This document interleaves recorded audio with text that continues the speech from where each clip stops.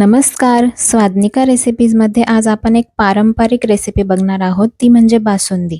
आणि जर पारंपरिक पद्धतीने बासुंदी बनवायला गेलं तर बराच वेळ लागतो. त्यामुळे आज आपण एक शॉर्टकट पद्धत बघणार आहोत, ज्यामुळे तुम्ही अगदी 10 मिनिटात ही बासुंदी बनवू शकता. आणि बघू शकता किती मलईदार आणि दाटसर ही बासुंदी रेडी झालेली आहे. चला तर मग रेसिपीला सुरुवात करूया. इथे मी अर्धा लिटर दूध गरम करून घेतलेलं आहे. इथे मी असं एक जाड तळाचं पातेलं घेतेय, जेणेकरून आपली बासुंदी करपणार नाही. त्यामध्ये 2 चमचे तूप घेतलेलं आहे आणि या तुपामध्ये आता आपल्याला 50 ग्रॅम खवा घ्यायचा आहे. अर्धा लिटर दुधासाठी 50 ग्रॅम खवा पुरेसा होतो.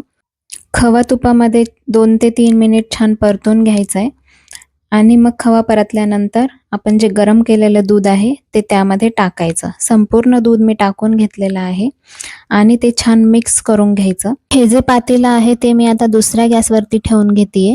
आता इथे मी एक असा पसरट पॅन घेतलेला आहे. त्यामध्ये आपल्याला अर्धी वाटी साखर घ्यायची आहे.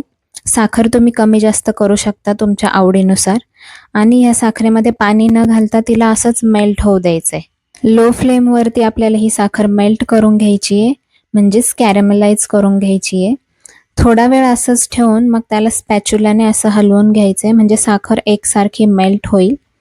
लक्षात घ्या, आपल्याला ही साखर जी आहे ती लो फ्लेमवरतीच मेल्ट होऊ द्यायची आहे. साखर पूर्ण कॅरेमलाइज होण्यासाठी 5 ते 6 मिनिट लागतात. आता इथे ही साखर जी आहे ती पूर्ण कॅरेमलाइज झालेली आहे. तिला असा मधासारखा कलर आलेला आहे.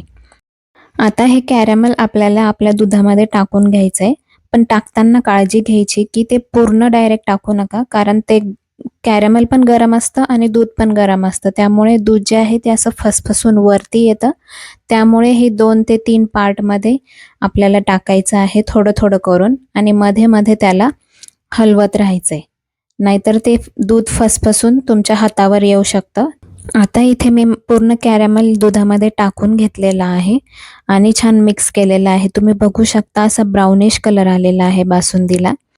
इथे माझे हस्बंड बघायला आले बासुंदी रेडी झाली की नाही, कारण त्यांना बासुंदी खूपच आवडते. त्यानंतर मी आता ड्रायफ्रुट्स कट करून घेते, जे की मी बासुंदीमध्ये टाकणार आहे. तुम्हाला हवे असल्यास तुम्ही टाकू शकता किंवा नाही टाकले तरी पण चालणार आहे. माझ्याकडे इथे बदाम, काजू आणि पिस्ता आहे, ते मी असे कट करून घेतलेत. आता इथे मी सगळे ड्रायफ्रुट्स आहेत ते टाकून घेतेय बासुंदीमध्ये. थोडंसं बासुंदीला हलवून घेतलेलं आहे आणि आता काजू टाकलेत, बदाम टाकलेत, पिस्ता टाकतीये आणि वेलची पावडर टाकते. आणि माझ्याकडे थोडंसं केशर होतं इथे, मी ते पण टाकलेलं आहे. आणि तुम्ही बघू शकता किती छान मलईदार आणि दाटसर अशी आपली बासुंदी रेडी झालेली आहे. रेसिपी आवडली असेल तर नक्की ट्राय करून बघा आणि मला कमेंट करून सांगा की तुमची पण बासुंदी अशीच मलईदार आणि दाटसर झाली आहे का ते. व्हिडिओ आवडला असेल तर चॅनलला लाईक करा, शेअर करा आणि सबस्क्राईब करा. पुन्हा भेटूया अशाच एका नवीन रेसिपी सोबत. थँक्यू.